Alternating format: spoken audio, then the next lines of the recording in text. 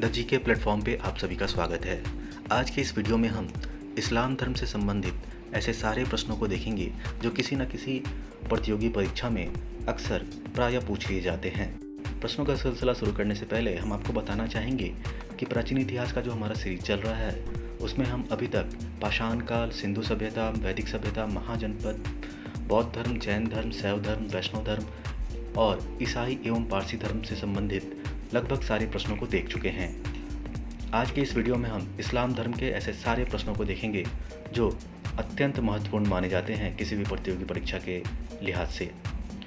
तो आइए शुरू करते हैं प्रश्नों के सिलसिले को।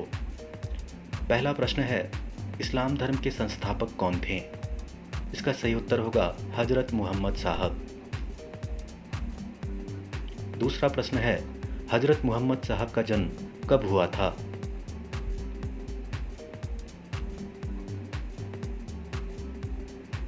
पाँच 570 ईस्वी में मक्का में। अगला प्रश्न है, हजरत मोहम्मद साहब के पिता कौन थे?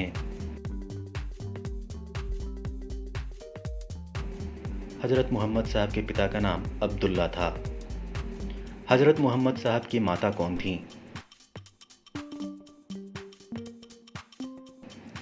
हजरत मोहम्मद साहब की माता का नाम अमीना था। हजरत मोहम्मद साहब को ज्ञान की प्राप्ति कब हुई थी? इसका सही उत्तर होगा 610 ईस्वी में मक्का के पास हीरा नामक गुफा में हजरत मोहम्मद साहब को ज्ञान की प्राप्ति हुई थी। हजरत मोहम्मद साहब की शादी कब और किससे हुई थी?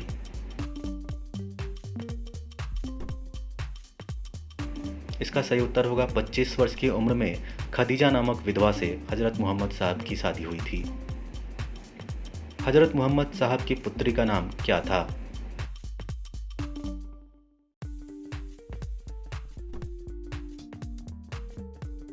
इसका सही उत्तर होगा फातिमा। मोहम्मद साहब के दामाद का नाम क्या था?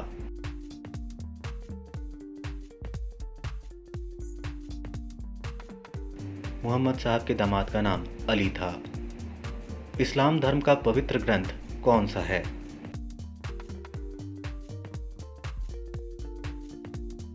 इस्लाम धर्म के पवित्र ग्रंथ को कुरान के नाम से जानते हैं। हजरत साहब ने कब मक्का से मदीना की यात्रा की थी? इसका सही उत्तर होगा 622 ईस्वी में।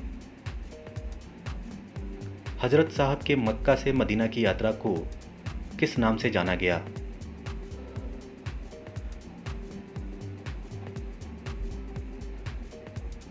मुस्लिम संवत या हिजरी संवत के नाम से। दोस्तों, हमने कोशिश की है कि इस्लाम धर्म से संबंधित ऐसा एक भी प्रश्न ना हो जो इस वीडियो में शामिल ना हो सके, लेकिन फिर भी अगर कोई ऐसा प्रश्न आपको दिखे जो हमारे वीडियो में शामिल ना हो तो आप उसे कमेंट बॉक्स में जाकर ज़रूर बताएं। प्राचीन इतिहास का जब भी यह सीरीज ख़त्म होगा तो हम एक ऐसा चैप्टर लाएंगे जिसमें प्राचीन इतिहास के शुरू से लेकर अंत तक के सभी चैप्टर के छूटे हुए प्रश्न शामिल रहेंगे। तो हमें कमेंट करके ज़रूर बताएं। अगला प्रश्न है, हजरत मोहम्मद साहब की मृत्यु कब हुई थी?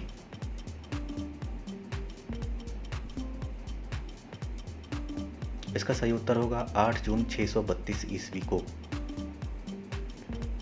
हजरत मोहम्मद साहब की जीवनी किसने लिखी है?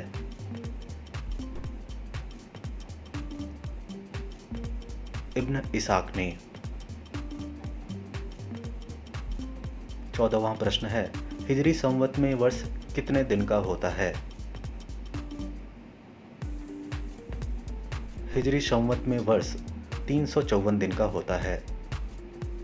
हजरत मोहम्मद साहब को कहाँ दफनाया गया?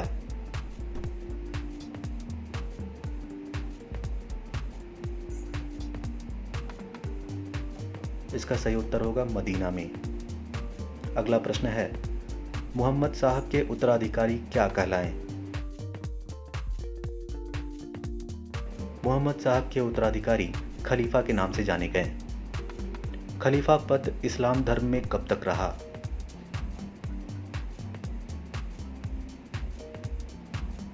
1924 ईस्वी तक।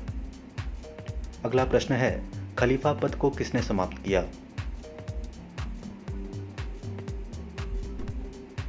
1924 ईस्वी में तुर्की के शासक मुस्तफ़ा कमाल पाशा ने खलीफा पद को समाप्त किया।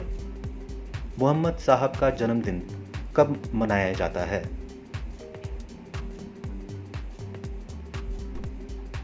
ईद ए मिलाद उन नबी के पर्व के रूप में मोहम्मद साहब का जन्मदिन मनाया जाता है। 20वां प्रश्न है, भारत में इस्लाम का आगमन कब हुआ था? 712 ईस्वी में अरबों के जरिए भारत में इस्लाम का आगमन हुआ था। मुसलमान क्यों पश्चिम दिशा की तरफ मुंह करके नमाज अदा करते हैं?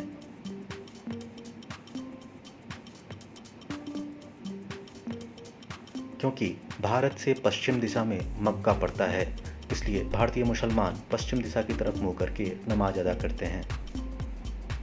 मक्का की ओर की दिशा को क्या कहते हैं? मक्का की ओर की दिशा को किबला के नाम से जानते हैं।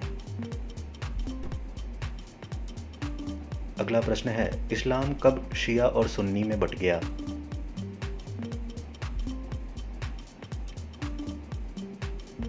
हजरत मोहम्मद साहब की मृत्यु के बाद इस्लाम शिया और सुन्नी में बट गया। जजिया कर किन को देना होता था? यह इस्लाम धर्म का आखिरी प्रश्न है। जजिया कर उन्हें देना होता था जो इस्लाम धर्म से संबंधित नहीं थे।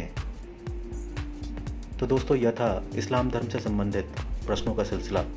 अगले वीडियो में हम मगध साम्राज्य के सारे प्रश्नों को देखेंगे, जो कि एक महत्वपूर्ण चैप्टर है। इस वीडियो को देखने और अपना समय देने के लिए आपका धन्यवाद।